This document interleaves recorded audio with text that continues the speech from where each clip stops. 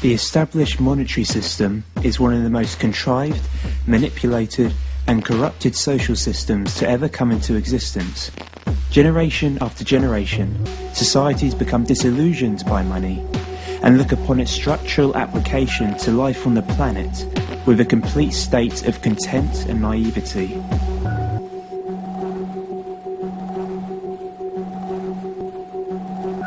Day by day, when people across the world enter their places of employment, money becomes an unquestionable thing, and the need to stay alive and to financially make ends meet is a priority.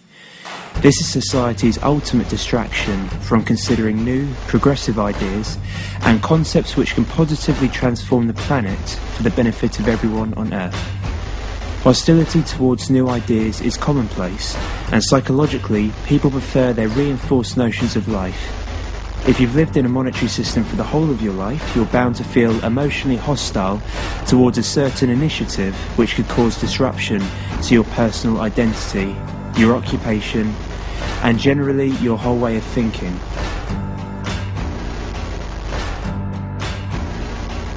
If we take a look at how society's psychology is made up in a monetary system, we can see clearly that the main motivator for many people who have been conditioned by money itself is the concept of the profit motive. It has been said for many years that man's motivator to want to do something comes at a price. Problems can only be solved if money can be made from it.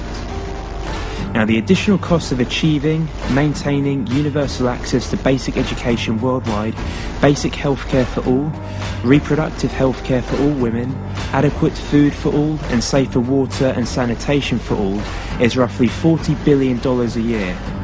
This is less than 4% of the combined wealth of the 225 richest people in the world. And this data was provided by the United Nations Development Report in 1998.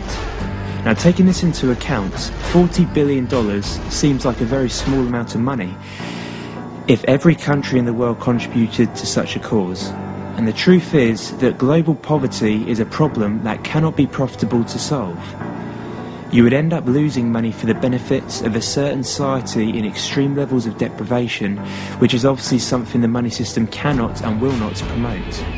We can have all the charities we want, but these institutions, although very altruistic, do not get to the root cause of the problem at hand, and the root cause is money.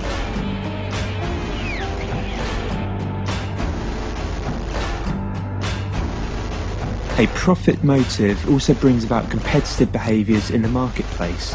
Some would say that this is a good thing and a benefit to the progression of society.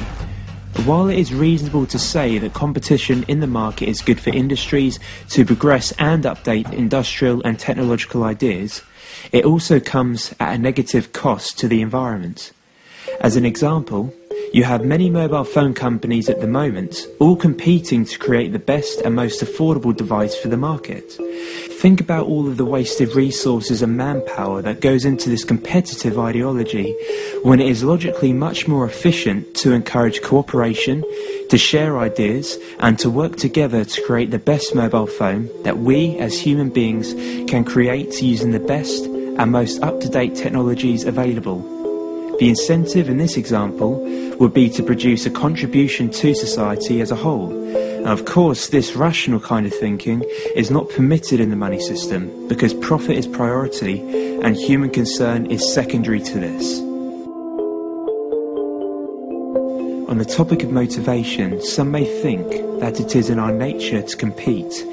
But this level of thinking does not take into account the thousands of years of scarcity that has been in our environments whilst living on Earth. The environment shapes our behaviour and values towards others.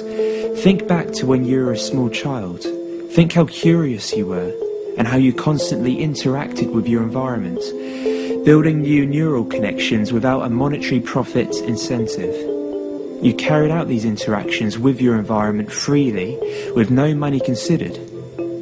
Our natural curiosity to do things and to discover new ideas is immediately stripped away when you've grown up into an adult, being further compounded by money when thinking about your actions and what to do in life.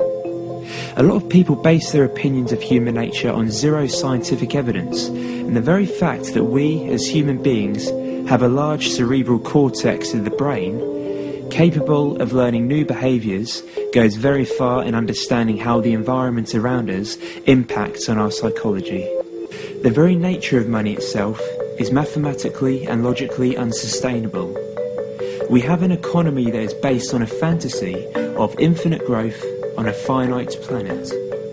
Our current social system does not take into account the fact that we live on a planet with limited resources, and what we actually need is a social system that can intelligently manage the Earth's resources not just for one country, but for all the world's people. Capitalism reinforces constant consumption again and again and again, without ever pausing to consider the planet and our well-being. It would take more than 5 Earths to be able to sustain the world population if everyone consumed resources at the same rate as the United States, according to the New Economics Foundation.